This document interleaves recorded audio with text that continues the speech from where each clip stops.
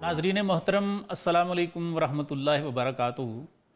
Professor वारिस महमूद आपकी खिदमत में हाज़िर है और आप देख रहे हैं प्रोग्राम इरफान दीन ईद उल अज़हा स्पेशल।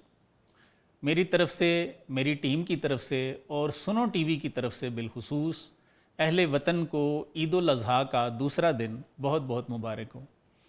नाज़रीन, ईद तो खुशियों का नाम है जिसे हमेशा की तरह हम मजहबी जोशो खरोश से मना रहे हैं, लेकिन ये ईद चूँकि मई में आई है इसलिए आज हम ईद के फ़लसफ़े के साथ साथ यौम तकबीर और मारकाए हक़ के हीरोज़ की याद भी ताज़ा करेंगे जिनकी वजह से हमारी ईदों में रंग हैं। मेरे साथ इस प्रोग्राम में तशरीफ़ फरमा हैं मोहतरम प्रोफेसर डॉक्टर अब्दुर्रहमान शाह साहब और मेरे दूसरे मेहमान हैं मोहतरम डॉक्टर उमर रियाज़ अब्बासी साहब। मेहमानान गिरामी, खुश आमदेद। शाह साहब, ये इरशाद फरमाइए कि मुझे ख्याल आ रहा था कि हज़रत इब्राहीम अलैहिस्सलाम कभी तो आग में डाले गए, कभी बीवी बच्चे को बे आबो गया मैदान में छोड़ना पड़ा और कभी आपको बच्चे को ज़िबा करने की आजमाइश से गुज़रना पड़ा। तो सर, ये इरशाद फरमाइए कि क्या जितना किसी का बड़ा मकाम है उस पर आजमाइश इतनी बड़ी आती है सर?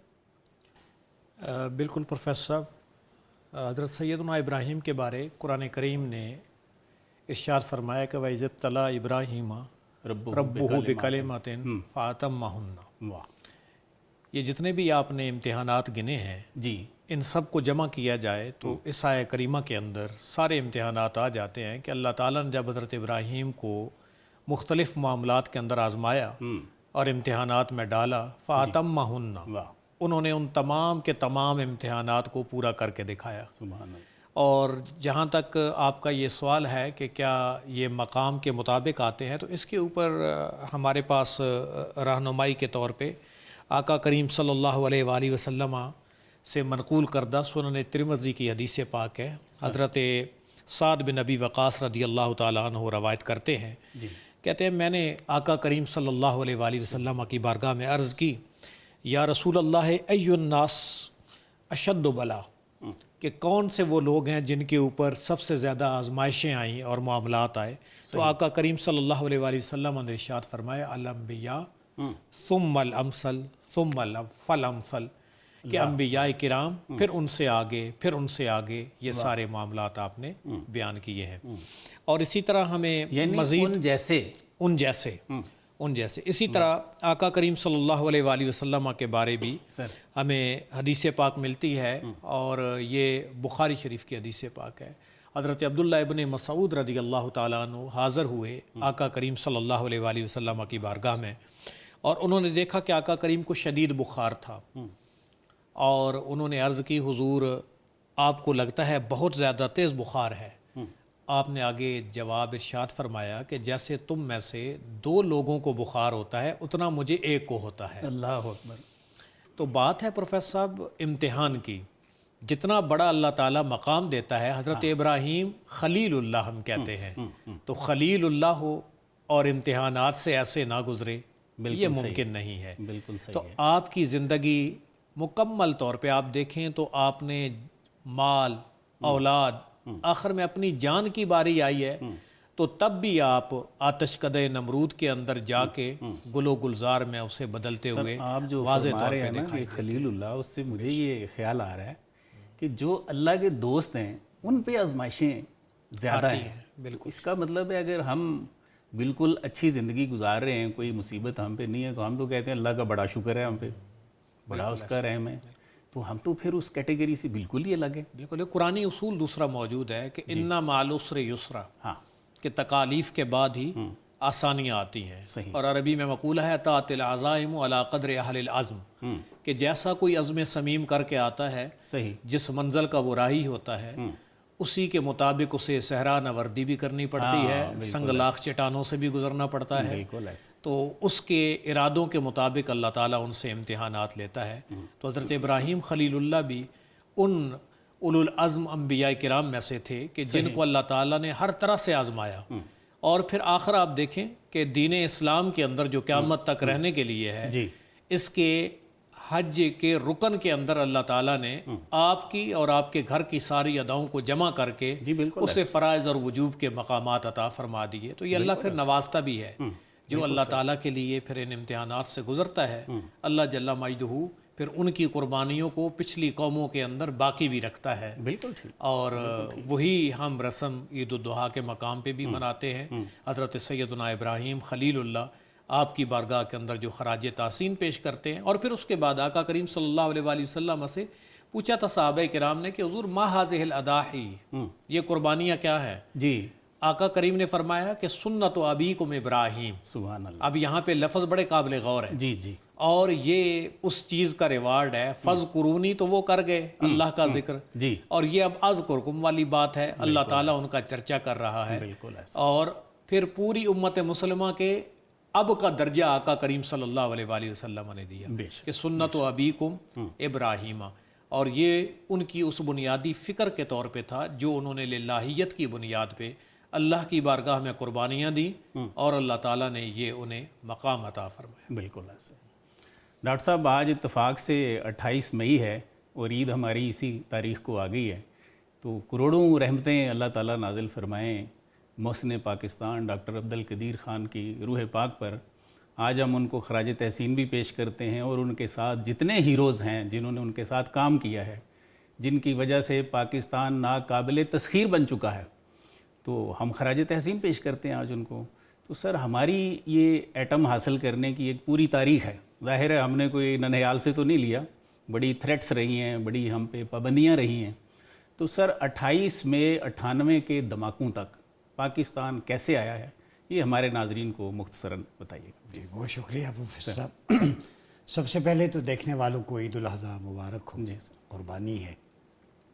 آپ کا سوال ریلیونٹ ہے جو اسلام کی ڈائنامکس ہیں ملٹری کی، جی. ڈیفنس کی، اس کے لحاظ سے. جی. تو آپ نے فرمایا کہ ہم یہاں تک کیسے پہنچے. سر ویسے ہی پہنچے جیسے رسول اللہ مکہ سے ہجرت کر کے مدینہ پہنچے. واہ. ماشاءاللہ. یعنی انہی فٹ سٹیپس پہ ہم جو ہماری بنیاد تھی، بیس تھی، ہم نے اسی کو بنایا. ٹھیک. قرآن مجید میں اللہ رب العزت نے فرمایا وَأَعِدُّوا لَهُم مَّا اسْتَطَعْتُم مِّن قُوَّةٍ.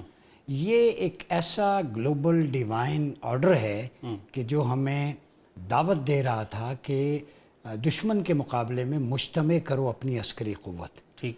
اب وہاں پہ رباط الخیل کا معنی ہے. مفسرین نے جو ماڈرنسٹ ہیں انہوں نے کہا کہ آج کے دور کی جدید missile technology, advancement, atomic technology اپنے منیمم ڈیٹرنس لیول کے لیے، ڈیفنس کے لیے ناگزیر ہے. بالکل صحیح ہے. اس کا مطلب ہے کہ 28 مئی کو صرف دھماکے نہیں ہوئے، وَأَعِدُّوا لَهُم مَّا اسْتَطَعْتُم مِّن قُوَّةٍ کی عملی تفسیر ہوئی ہے. بالکل صحیح. یعنی ہم نے اللہ رب العزت کے اس حکم کی بجا آوری میں اپنے ملک کی اسلامی ریاست کی حفاظت کے لیے، یہاں پہ بسنے والوں کی حفاظت کے لیے، چونکہ یہ بیس کیمپ ہے یہ مسلمانوں کا، اور یہ ملٹری بیس کیمپ بھی ہے چونکہ ایک اسلامی طاقت ہے. اور آج اب سعودی عربیہ اور پاکستان کا ڈیفنس ایگریمنٹ دیکھیں، گلف سٹیٹس کو بھی اب اندازہ ہو گیا ہے کہ بجائے بلڈنگز کھڑی کرنے کے وَأَعِدُّوا لَهُم مَّا اسْتَطَعْتُم مِّن قُوَّةٍ کے لیسن پہ عمل کیا جاتا. ایک تو یہ ہے قرآنک پرسپیکٹو میں ہم نے اس پہ عمل کیا. ٹھیک. دوسری بات یہ ہے کہ اس پہ ہماری پوری قوم کی کولیکٹیولی، ہمارے سائنٹسٹ کی، ہمارے انجینئرز کی، ہماری ملٹری لیڈرشپ کی، پولیٹیکل لیڈرشپ کی، مختلف گورنمنٹس میں جو آئے ہیں، جی جی. ان سب کا حصہ ہے. بالکل ہر صحیح کسی نے دام میں، در میں، سخ نے اس میں حصہ ڈالا ہے. صحیح صحیح. اور جس نے بھی اس وقت اس لمحے وہ حصہ ڈالا ہے اپنی جان کی قربانی یہ کا، تو میرا مال کا. الگ سوال تھا آپ سے، آپ نے پہلے اس کا تذکرہ فرما دیا، اس پہ میں اسپیشلی پوچھوں گا. اس پہ آئیں گے. جی سر. لیکن سب نے اس پہ کنٹریبیوٹ کیا. جی بالکل. دیکھیں ہمارا چونکہ پڑوسی ملک ہے انڈیا، جی. آپ نے جو سوال کیا نا کہ کیسے گزرے، اور ہمیں یہ سمجھنا چاہیے کیوں کیا ہے. صحیح. اصل میں ہندوتوا آئیڈیالوجی جو ہے نا RSS کی، جی جی. انڈین بیکڈ، اس کو قائد اعظم نے سب سے پہلے ایکسپوز کیا تھا. ٹھیک. قائد اعظم محمد علی جناح نے کہا تھا کہ ہندو آئیڈیالوجی الگ ہے، مسلم آئیڈیالوجی الگ ہے. بالکل ایسے. ان کا ریلیجن، کلچر، ایٹریبیوٹس ایک دوسرے سے میچ نہیں کرتے. وہی جسے ہم دو قومی نظریہ دو کہتے قومی ہیں. نظریہ کہتے ہیں. جی جی. کہ الگ پاکستان ایسا ملک بنے جو رول ماڈل ہو پوری دنیا کے لیے. ٹھیک ہے. اگر دنیا نے اسلامی نظام کا پریکٹیکل نقشہ دیکھنا ہو تو وہ پاکستان کی ریاست کو دیکھ لے. بالکل تو صحیح. اب ان کو کیسے ڈائجسٹ ہونا تھا کہ ایک اسلامک اسٹیٹ وہاں پہ آئے اور ملٹری اکوپمنٹس بھی اس کے ایسے ایکسیپٹ ہی نہیں کرتے, آج بھی نہیں کرتے. جی. اور پھر امریکہ نے پھر پریسرل ترمیمیں بھی اس میں آئی ہیں, آپ کو یاد ہو گیا, ہماری $1,000,000,000 کی واپس نہیں کیے انہوں نے. پھر اس کے علاوہ پابندیاں بھی لگی اقتصادی. اس میں سمجھتا ہوں کہ 1972 کے اندر, ویسے تو 54 میں محمد علی بوگرا کے دور میں ہمارا ایٹمی کمیشن توانائی کا اس وقت ان کے امریکن پریزیڈنٹ کے سامنے ہم نے کہا تھا ہم کمیشن بنائیں گے, ہماری توانائی کی ضروریات. لیکن 72 میں آفیشیلی ذوالفقار علی بھٹو نے لانچ کیا, اور پھر اس کے بعد 74 میں اسلامی سربراہی کانفرنس ہوئی. لیکن اس کو پھر جنرل ضیاء الحق نے بڑا ٹیکٹیکلی اس کو کیا. پھر غلام اسحاق خان کے دور میں ہاں فائنینسز اس کی پرووائڈ ہوئی. پھر ڈاکٹر عبدالسلام کو ریپلیس کر کے ذوالفقار علی بھٹو ڈاکٹر اے.کیو خان کو لے آئے تھے, اس لیے کہ ڈاکٹر عبدالسلام کے ویسٹڈ انٹرسٹ تھے, ان کا آئیڈیالوجی بھی ریلیجن بھی ڈفرنٹ تھا, وہ کسی کے لیے کام کر رہے تھے. یہ بہت بڑا کریڈٹ ہے ان کا. کریڈٹ ہے ڈاکٹر اے.کیو خان کو, ایک سچے سچے حضور کو خاتم النبیین ماننے والے سائنسدان کو لے کے آئے. تو اب ان کے انیشیٹو سے یہ بات یہاں تک پہنچی. اور 98 کے اندر آپ کو یاد ہوگا انڈیا نے 5 دھماکے کیے, تو ہم نے 6 کیے تھے. تو یہ اپنی سپرمیسی جو ہے وہ ہم نے ثابت کی, اور اس کی وجہ سے بحمدی تعالیٰ پیٹ کاٹا. بھٹو نے کہا تھا گھاس کھا لیں گے. آج الحمدللہ بنیان مرصوص میں ہمیں یاد آتی ہیں ان لوگوں کی قربانیاں. پوری دنیا میں سب ہلالی پرچم لہرا رہا ہے نا, تو اس کے نیچے خون کی ان بوندوں کو بھی یاد کریں جن کی کنٹریبیوشن. سبحان اللہ, بالکل ٹھیک, بالکل ٹھیک. شاہ صاحب, عید الاضحیٰ کے معاشی اور معاشرتی فوائد کیا ہیں سر؟ پروفیسر صاحب, سب سے پہلے تو ہم اس حدیث پاک کو لیتے ہیں جب رسول کریم صلی اللہ علیہ وآلہ وسلم مائیگریٹ کر کے مکہ سے مدینہ منورہ آئے, تو وہاں پہ وہ لوگ اپنے تہوار منایا کرتے تھے, جس میں وہ کھیل کود کرتے تھے, شور غل غپاڑا, یہ ساری چیزیں ہوتی تھیں. اماں عائشہ بھی پیچھے کھڑے ہو کر دیکھ لیا کرتی تھی. وہ ایک اور روایت ہے, یہ ایگزیکٹلی اس کے ساتھ متعلق جو ہے نا, وہ آپ صلی اللہ علیہ وسلم نے پھر ان سے پوچھا کہ یہ کیا کرتے ہیں, کیا معاملات ہیں, اور کیوں نہ اس کو ہم 2 اچھے دنوں کے ساتھ جو ہے وہ ریپلیس کر دیں. صحیح. اور اس موقع پہ یہ مشروعیت ہے باقاعدہ عید الفطر کی اور عید الاضحیٰ کی. اور آقا کریم صلی اللہ علیہ وسلم نے ان لوگوں کے سوشل انٹریکشن کے لیے اور اس جذبے کی تسکین کے لیے کہ وہ لوگ اپنی خوشی کا اظہار کر سکیں, آپس میں انٹریکٹ ہو سکیں, تو معاشرے کے اعتبار سے یہ چیز ہمارے سامنے آتی ہے. پھر اس کے بعد آپ عید کے دن دیکھتے ہیں تو آپ خود دیکھیں کہ کتنے دور دور سے لوگ ٹریول کر کے اپنی اصل جنم بھومی کی طرف جاتے ہیں, اور وہاں جا کے ایک دوسرے سے ملنا, انٹریکٹ ہونا, اور آپس میں یہ جو سوشل ٹائز ہیں یہ پروان چڑھتی ہیں. اور پھر اس میں ایک اور چیز ہماری سوسائٹی کے اندر بعض دفعہ ڈسپیوٹس ہوتے ہیں فیملی میں, دوستوں میں, تو یہ بھی کلچر ہے. ہم کہتے ہیں چلے یہ بڑا دن ہے اللہ تعالیٰ کا, ہمیں معاف کر دیں. آپس میں ان تمام چیزوں کو ہم صلح جوئی کی طرح کوشش کرتے ہیں, یا باقاعدہ بینچ مارک کے طور پہ رکھتے ہیں کہ اس دفعہ ان کی صلح اس عید پہ اکٹھے ہوں گے تو کروا دیں گے. تو یہ ہمارے کلچر کے اندر, ہماری نارمز کے اندر یہ ایک ایسا ایونٹ ہے کہ جو معاشرے کو ایک ایسی جگہ پہ لے کے آتا ہے کہ جس سے معاشرے تناور ہوتے ہیں. اور معاشی اعتبار سے دیکھا جائے تو بہت بڑا ریسورس موبلائزیشن کا, اور لوگوں کے اگر پروفیشنز کا سال بھر کے اندر دیکھیں ان کی جو ایکٹیویٹیز ہوتی ہیں, آپ صرف عید الاضحیٰ کو صرف انہی جانوروں کی ایک ایکٹیویٹی کو دیکھ لیں. قربانی کے موقع پہ جن جانوروں کو تیار کیا جاتا ہے, پھر مختلف منڈیوں کے اندر بڑے شہروں کی جانب سفر کیا جاتا ہے, تو ایک پوری انڈسٹری ہے. یہ بڑی اکنامک ایکٹیویٹی ہے, بہت بڑی اکنامک ایکٹیویٹی ہے, اور اس پہ ڈفرنٹ دوست اسٹیٹسٹکس بھی کیلکولیٹ کرتے ہیں ڈفرنٹ ٹائم پیریڈز کے اوپر. اور اس میں آپ دیکھیں اسپیشلی پھر ہمارا کنٹری, جیسے محترم ڈاکٹر صاحب ابھی مدینہ منورہ اور ان چیزوں کو کر رہے تھے, تو اکثر ہم یہ بھی کہتے ہیں کہ مدینہ منورہ کی جو اکانومی تھی رسول کریم کے ٹائم پیریڈ پہ, وہ ایگریکلچر پہ بیس کرتی تھی. صحیح. مدینہ اور مکہ کے جو لوگ تھے وہ ٹریڈ اور کامرس ان چیزوں کے اندر ایکسپرٹ تھے. حالانکہ آج کل کا لٹریچر جو ہمارے بچوں کو پڑھایا جاتا ہے اس میں ان چیزوں کو ختم کیا گیا ہے. ٹوڈیرو اور کروگمین کی کتابیں جو ہے انٹرنیشنل ٹریڈ, اس میں انٹرنیشنل ٹریڈ اور ان چیزوں کا لنک ہی 17th سینچری کے ساتھ بنایا گیا ہے. حالانکہ رحلت الشتاء والصیف سورہ قریش کے اندر جو یہ سردیوں اور گرمیوں کا, یہ یمن کا اور سیریا کا جو بڑے جو جرنیز تھے وہ اسی کی بنیاد پہ تھے.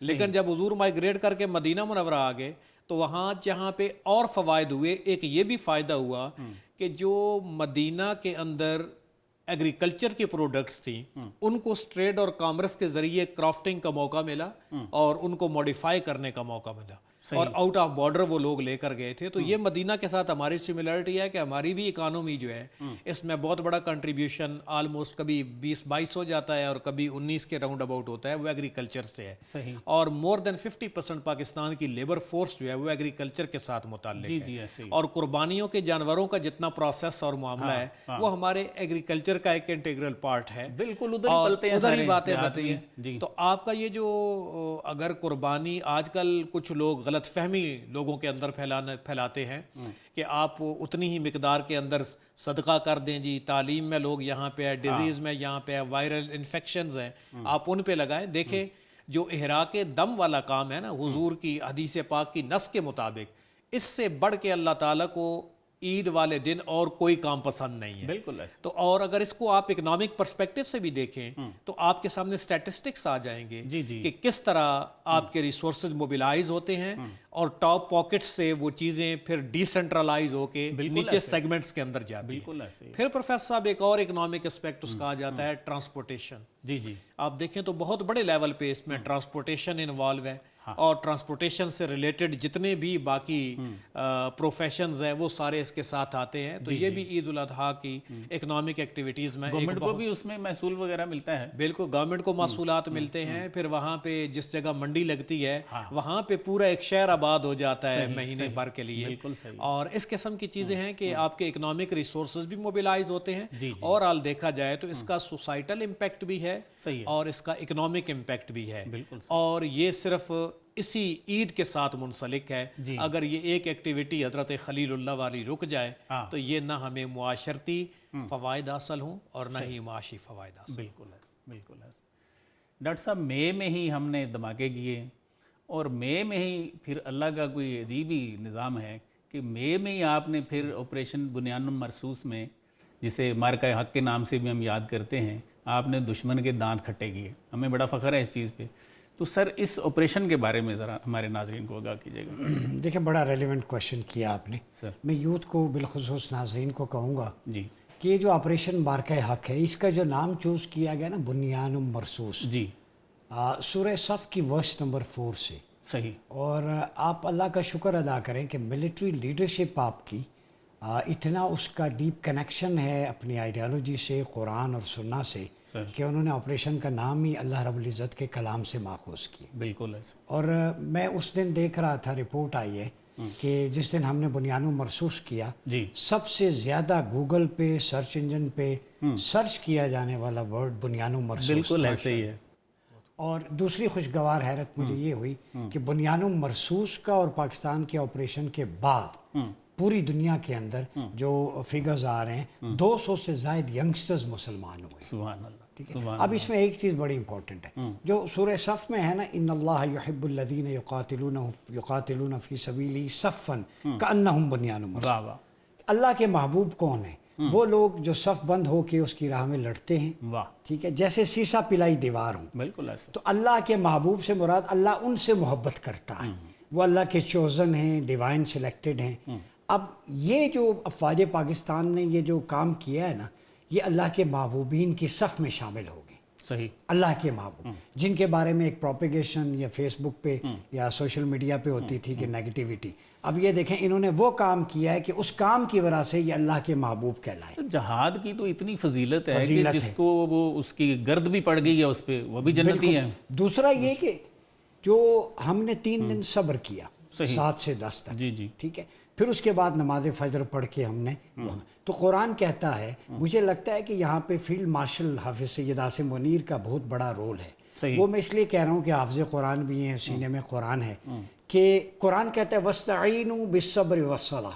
بالکل ایسے. مدد طلب کرو صبر سے، نماز سے. تو اس آیت کی عملی تفسیر مجھے نظر آتی ہے 7 سے 9 تک صبر ہے، واہ، اور پھر 10 کی صبح نماز فجر پڑھ کے فتح اذا جاء نصر اللہ والفتح کا مجدہ جہاں فضا فتح ملا ہے. سبحان اللہ سبحان تو یہ جو آپ کو نظر آیا نا ریوائول آف اسلامک آئیڈیالوجی، یہ ایک آپریشن نہیں ہے. صحیح. یہ یوتھ کو، قوم کو، مسلمانوں کو پاکستانی فوج نے اپنی آئیڈیالوجیکل بیسس کے ساتھ بھی ریکنیکٹ کیا ہے. واہ بالکل ٹھیک ہے. صحیح. اور اس سے یہ ہوا ہے کہ ہماری یونیورسٹیز میں ہمارا ینگسٹرز، نوجوان، اسے پتہ چلا ہے کہ یار بنیان مرصوص کیا ہے، والعادیات ضبحا کیا ہے، فالمغیرات صبحا کیا ہے، اس پہ تحقیق ہوئی. تو قرآن سے ہم نے ایک تو آپریشن بھی کیا، دوسرا قوم اور مسلمانوں کا تعلق قرآن سے جوڑا، اور تیسرا ہم نے قرآن مجید کی جو آپریشن کا نام دیکھے انٹرنیشنل لیول پہ قرآن کا ایک دعویٰ جو ہے اس کو ہم نے ایکسپلور کیا. تو یہ تو ہے. دوسری ایک میں امپورٹنٹ بات کہنا چاہتا ہوں کہ آپریشن بنیان مرصوص کے بعد جو اس کا امپیکٹ ہے وہ اتنا زوردار پڑا کہ اس کا مطلب ہے کہ جب آپ جہاد سے دھاگ بٹھاتے ہیں نا وَأَنْتُمُ الْأَعْلَوْنَ إِن كُنْتُم مُؤْمِنِينَ، وَأَنْتُمُ الْأَعْلَوْنَ بنیان مرصوص ہے. ان کنتم مؤمنین کا پھل ہم کھا رہے ہیں کہ ڈپلومیسی میں پوری دنیا میں پاکستان کا جھنڈا ہب آف پیس بن گئے.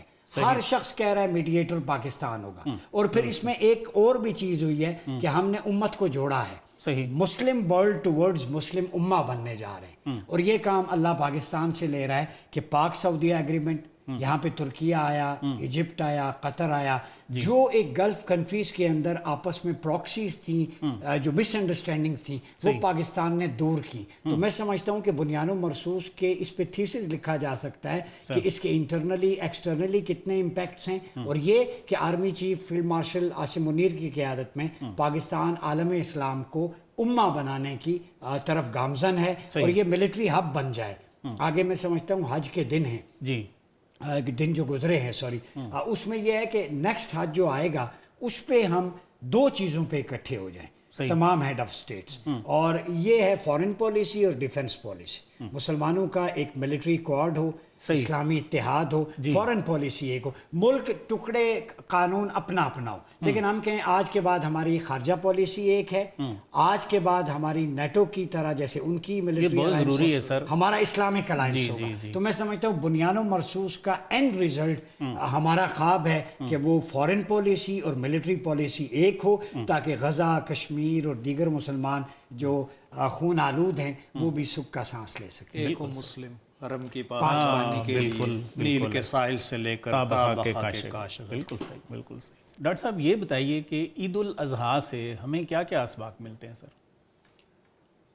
سب سے پہلے تو پروفیسر صاحب یہ سبق ہے کہ ایک شخصیت کے رنگ میں اللہ تعالیٰ نے بہت سارے اسباق ہمیں عید الاضحیٰ میں عطا کر دیے ہیں.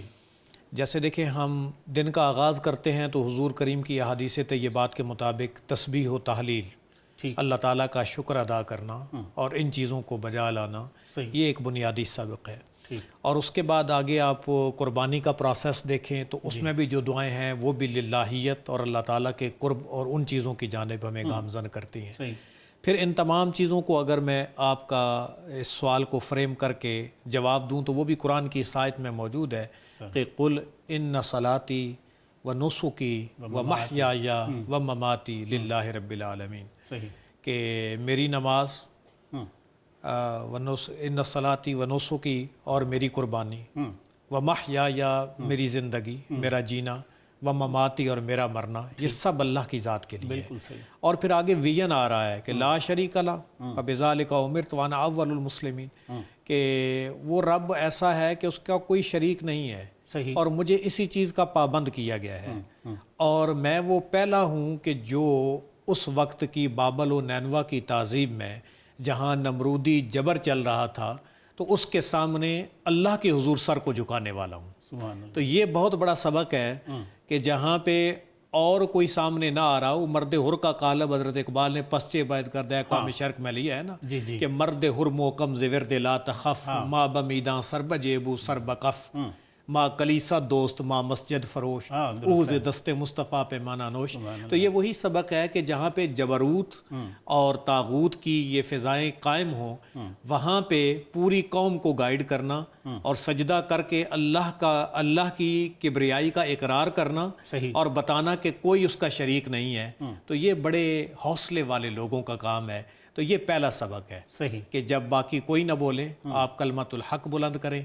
اور دوسری چیز جو ہمیں اس میں سے ملتی ہے وہ یہ ہے کہ جس رب کے لیے آپ، اس سے اگلا سٹیپ اسی کا ایکسٹینڈڈ ورژن ہے جی کہ جب آپ اللہ کی ذات پہ توکل کر لیتے ہیں اور اس کے لیے قربانیاں دیتے ہیں تو وہ آپ کی ان قربانیوں کو رائیگاں نہیں جانے دیتا. بالکل صحیح بالکل اللہ تعالیٰ اس چیز کا ریوارڈ دیتا ہے.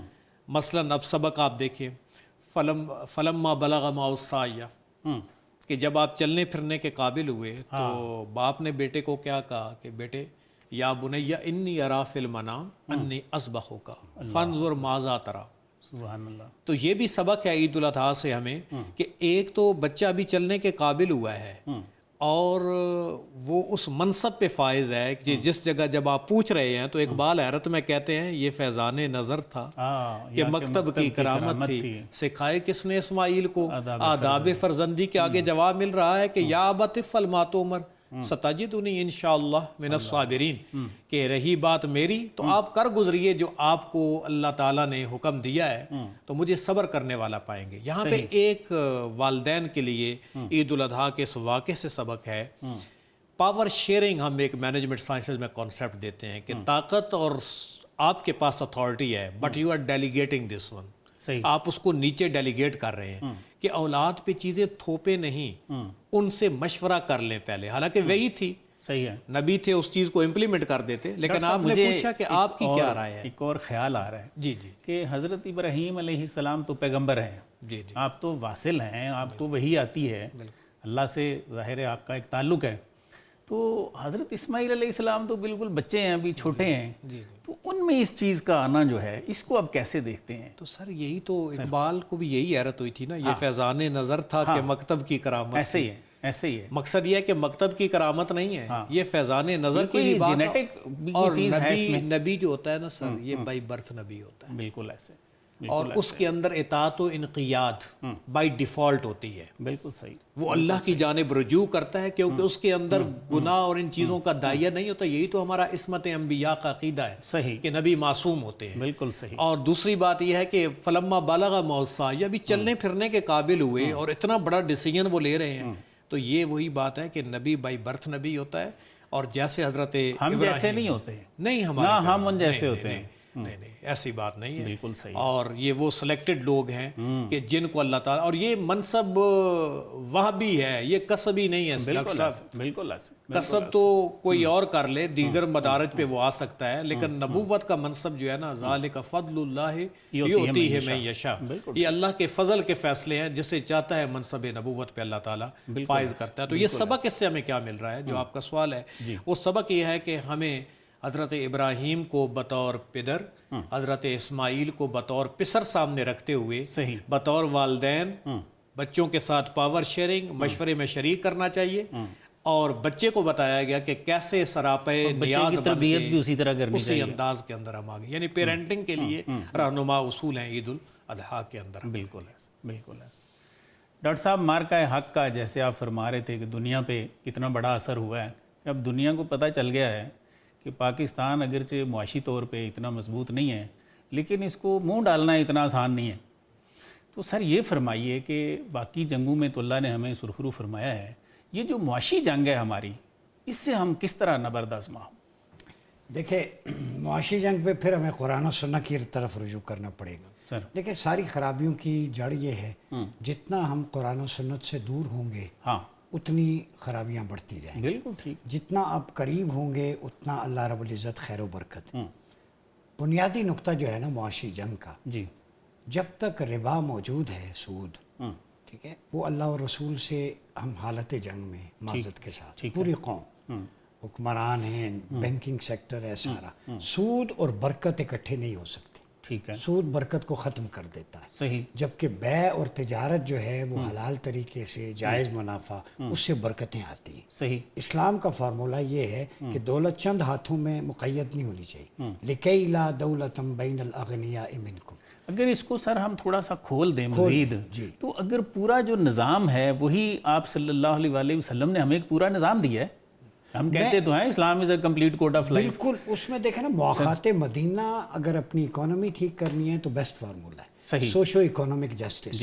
اب کیا تھا، جو انصار تھے وہاں کے سیٹلرز لوکل، جی انصار نصرت سے مطلب ہیلپر، مددگار. صحیح. ایک تھے مہاجرین جو left out each and everything in Mecca, اللہ کے لیے چھوڑ. ٹھیک ہے. اب یہاں پہ آ گئے تو مسئلہ بن گیا، ان کے پاس تو کچھ بھی نہیں ہے، خالی ہاتھ ہیں. یہاں تو سارا اشرافیہ بیٹھا ہوا تھا، اشرافیہ ویل آف. صحیح. اب رسول اللہ صلی اللہ علیہ وسلم نے بحران کے وقت اکانومی کو کیسے بچایا کہ ان انصار سے کہا کہ اپنے کاروبار میں، تجارت میں، معیشت میں، جابوں پر ان کو برابر کا شریک کرو. یہ نہیں کہا کہ ان کی ہیلپ کرو. صحیح. دینا کسی کو ایک دفعہ دیا جاتا ہے، امپاور کیا جاتا ہے. اپارچونٹی کریٹ کی، ان کے ساتھ ان کو شریک کیا، شیئر کیا، جس کا زرعی زمینیں جیسے شاہ صاحب فرما رہے تھے ان میں. تو وہ ایک تھا کہ take from upper class divide into lower class. وفی اموالہم حق للسائل والمحروم. ٹھیک ہے. کہ ان کے مال میں جو ویل آف ہیں دو لوگوں کا حق ہے، ایک محرومین ہے ڈپرائیوڈ، ایک ہے سائلین. اب اسلام میں معیشت کیسے ٹھیک ہوتی ہے کہ ٹیکس بڑوں پہ لگا کے غریبوں میں تقسیم کیا جاتا ہے. صحیح. زکوٰۃ 2.5% اینولی بڑوں سے لے کے غریبوں میں تقسیم کی جاتی ہے. ٹھیک. جو ٹیکس نادار پہ اور امیر پہ یکساں طور پہ لگایا جائے، یہ یہودی طرز عمل ہے، یہ مدینے کے یہودی مسلمانوں کے ساتھ کیا کرتے تھے. صحیح. یہ جو آج ٹیکس ہو رہا ہے. دوسری بات میں آپ کو بتاؤں کہ بڑی خرابی ہے نااہل انکمپیٹنٹ اتھارٹیز اور قیادت. ٹھیک. نبی پاک صلی اللہ علیہ وسلم نے فرمایا اذا وسد الامر الى غیر اہلہ فانتظر الساعہ. صحیح. کہ جب حکومت نااہل حکمرانوں کے سپرد کر دی جائے تو پھر قیامت کا انتظار کرو. تو یہ گھڑی محشر کی ہے، ہم عرصہ محشر میں ہیں. تو جو نکھٹا ارذلہم، حضور نے فرمایا قبیلے کا سب سے کمینہ شخص ان کا حاکم بن جائے تو سمجھو قیامت ہے. Right person for the right job line. Banking sector کی پیوریفیکیشن کریں. یہاں پہ حضور ضیاء الامت نے اس پہ بات کی، ڈاکٹر اسرار نے کی، دیگر اسکالرز نے کی، انوار الحق شاہ صاحب کی اس پہ فائنڈنگز موجود ہیں. آپ کا بینکنگ سیکٹر جب تک ربا فری نہیں ہوتا، نمبر 1. دوسرا میں نے کیلکولیٹ کیا ہے زکوٰۃ اگر آپ پراپر طریقے سے اس کا میکنزم فیئر کر دیں، آپ کے 80% معاشی مسائل ویسے ہی ختم ہو جائیں گے. میں یہ عرض کر رہا تھا، یہ تو ایک ہمارا پہلو ہے نا معاشی جس کی ہم نے بات کی ہے.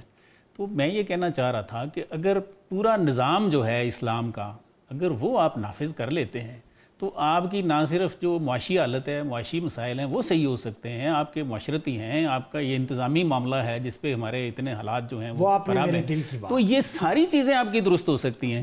لیکن اس کا ایک ذیلی کویسچن یہ ہے کہ کوئی بندہ اس پہ کیوں نہیں بات کرتا. ہمارے ایون جو علماء ہیں سب سے پہلے تو ان کو یہ بات کرنی چاہیے. لیکن ایک آواز آپ مجھے بتا دیں گے جی، کوئی بندہ یہ کہتا ہے کہ جی ہمیں نظام بدلنے کی ضرورت ہے. دیکھیں تکمیل پاکستان ایک موومنٹ ہے، سعد نذیر صاحب اس کو ہیڈ کر رہے ہیں. جی. وہ ہم خلافہ جو علی منہاج النبوہ ہے اس کے ریوائول کی بات کر رہے ہیں. دعویٰ کا ایک کام ہے. صحیح. دیکھیں قرآن مجید میں جو اللہ کا وعدہ ہم نے توڑا ہوا ہے، ہم عہد شکن ہیں. بالکل ٹھیک اس آپ کا سوال کا جواب، وعد اللہ الذین آمنوا منکم وعملوا الصالحات لیستخلفنہم فی الارض. بالکل ایسے. اور اللہ کے نیک بندے زمین میں اس کے وارث ہوں گے. جی بالکل. تو اللہ نے ہمیں ایگریمنٹ، یہ ڈیوائن پرومس ہے. ایک تو آپ کا میرا شاہ صاحب کا وعدہ ہے نا، وعدہ خلافی ہوگا. اللہ خود پرومس کر رہا ہے کہ میرا وعدہ ہے. بالکل ایسے. دیکھیں ڈیوائن پرومس. جی جی. اب کتنی بڑی تھالی میں رکھ کے دے دی، دو کام کر لو، ایمان اور عمل صالح، تو تمہیں زمین میں اپنی نیابت اور خلافت عطا کروں گا. ہم جب اس وعدے سے خلاف رہیں گے، اس پر عمل درآمد نہیں کریں گے، معاشی کیا ہر طرح کا مسئلہ موجود رہے گا. بالکل ایسے. قرآن مجید میں دیکھیں ہمارے ہاں سٹیٹس کو یہ کہتا ہے او جی کسی کے پاس پیسہ ہے تو الیکشن لڑے، ویل آف ہے. تو یہی سوال طالوت علیہ السلام کی اپوائنٹمنٹ کے وقت وہاں کے لوگوں نے کیا تھا. تو اللہ نے کیا کہا تھا، وَزَادَهُ بَسْطَةً فِي الْعِلْمِ وَالْجِسْمِ. تم کہتے ہو اس کے پاس پیسہ نہیں ہے، تو یہ زیادہ بسطن علم اور جسم، جسمانی طور پہ قوی ہونا، دماغی طور پہ ویژنری ہونا، یہ دو صفات ہیں.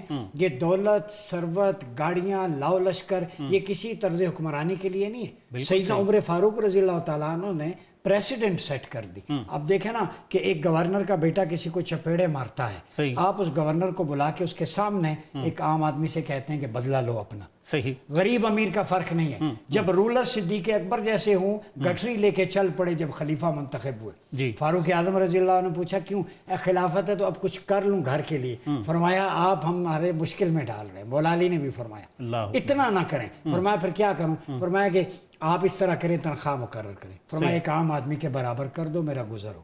سیدنا عمر نے کہا کہ بیت المال میرے اوپر اتنا حلال ہے جتنا یتیم کے لیے اس کا کھانا ہوتا ہے. بالکل 2 وقت کی روٹی دے دو. پھر آخری ٹائم وصیت کیا تھی؟ اگر میں مر جاؤں، جب شہید ہو جاؤں، دنیا سے چلا جاؤں، جو میری جمع پونجی ہے ایک قمیص کے علاوہ باقی ساری بیچ کر جو بیت المال سے کھانا کھایا ہے وہ ادا کر دیں. سبحان اللہ. مجھے بتائیں ذرا، یہ حکمران کتابوں میں رکھنے کے لیے تھے. اللہ. ہماری بیس ہی کمزور ہے. ایسے ہی. جب تک صدیقی، فاروقی، عثمانی اور مرتضوی دور حکومت نہیں آتا جو کتابوں میں بند ہے، ہم یہ چاہتے ہیں وہ کتابوں سے نکلے، پاکستان خلافت کا بیس کیمپ بنے، یہاں بھی چناؤ اسی طریقے سے ہو جیسے خلافت راشدہ کا تھا. بالکل ایسا. آج عمر اللہ ویسٹ اپناتی ہے نہیں اپناتی؟ 43 اصلاحات ہیں. اریگیشن کا محکمہ ہو، پوسٹ کا ہو، پولیس ریفارمز ہوں، فوجیوں کی پینشنیں ہوں، چھاونیاں ہوں، سارا انہوں نے دیا. آج واہ واہ تو کرتے ہیں لیکن عمل کیوں نہیں کرتے اس پہ امپلیمنٹ؟ تو میں سمجھتا ہوں کہ پاکستان کی میرے خیال میں خوشحالی اور بقا خلافہ علی منہاج النبوہ کے ویلفیئر ماڈل میں ہے. بالکل ایسے اس ہی کو ہے. آپ نام جو بھی دے دیں، جی. اس کے ڈائنامکس میں الگ، لیکن اس کی ایسنس تو ہم اڈاپٹ کر سکتے ہیں. جب خلافت آئے گی باقی بھی اس کو رول ماڈل کے طور پر لیں گے. اور ایک دفعہ پھر اب دیکھیں نا، خلافت آخری بات کہوں، خلافت عثمانیہ ٹوٹی. صحیح. یہودی جو گاربیج تھے یورپ میں 2 نمبر کام کرتے تھے، یورپ ان سے تنگ آ چکا تھا. انہوں نے بالفور ڈکلیریشن کیا، پہلے خلافت توڑی کہ اگر خلافت ہوتی تو وہاں پہ ناجائز ریاست مسلمانوں نے نہیں رہنے دینی. نیشن سٹیٹس میں بانٹا، اس کے بعد یہودیوں کو وہاں پہ لائے، اور آج آپ حشر دیکھ رہے ہیں کہ غدہ کھنڈرات کا منظر پیش کر رہے ہیں. تو خلافت آپ کی جمعیت جب ٹوٹتی ہے تو یہ میری 5 انگلیاں آپ توڑ لیں گے، مکہ ہوگا تو کوئی نہیں توڑ سکتا. سر ابھی ہم نے حال میں دیکھا ہے نا ایران کا، ٹھیک ہے، کتنی بڑی اللہ تعالیٰ دکھاتے ہیں، ہم سمجھتے نہیں ہیں یا سمجھنا چاہتے نہیں ہیں. تو یہ ہمارے اندر کے مسائل ہیں نا.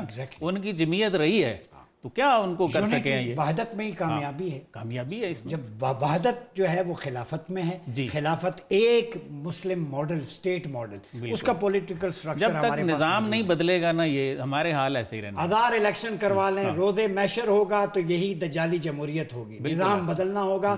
بیسٹ سولوشن میں آخری جملہ کہتا ہوں، سر طرز حکمرانی کے لیے دنیا میں آپ ڈیبیٹ کروا لیں. رسول اللہ صلی اللہ علیہ وسلم کے 10 سالہ ریاست طیبہ کا مدنی دور، 30 سالہ خلافہ علی منہاج النبوہ سیدنا امام حسن المجتبیٰ علیہ السلام کے 6 ماہ تک، یہ 40 سالہ دور آئیڈیل ہے. ہمارا نظریاتی پیوریفیکیشن کا دور ہے، اس کو ریوائیو کریں. اس میں کوئی شک نہیں، اس میں کوئی شک نہیں، اسی میں بقا. بالکل ایسا، بالکل ایسا. جی ناظرین، آپ نے ہمارا آج کا پروگرام دیکھا، جہاں آپ نے حضرت ابراہیم علیہ السلام کی قربانیوں اور آزمائشوں کا حال جانا. وہاں آپ نے ڈاکٹر عبدالقدیر خان صاحب رحمۃ اللہ علیہ کے وطن واپس آنے سے لے کر ہمارے ایٹمی قوت بننے تک کی رودات بھی سنی. آپ نے یہ بھی جانا کہ آپریشن بنیانم مرصوص میں افواج پاکستان نے دشمن کے دانت کیسے کھٹے کیے، اور وطن عزیز کی موجودہ معاشی صورتحال پر بھی آپ نے مہمانوں کی گفتگو سنی. اس سلسلے میں آپ بھی اپنی قیمتی رائے کا ضرور اظہار کرنا. ناظرین، پروگرام کا وقت ختم ہوا چاہتا ہے، اپنے میزبان کو اجازت دیجیے. اللہ حافظ.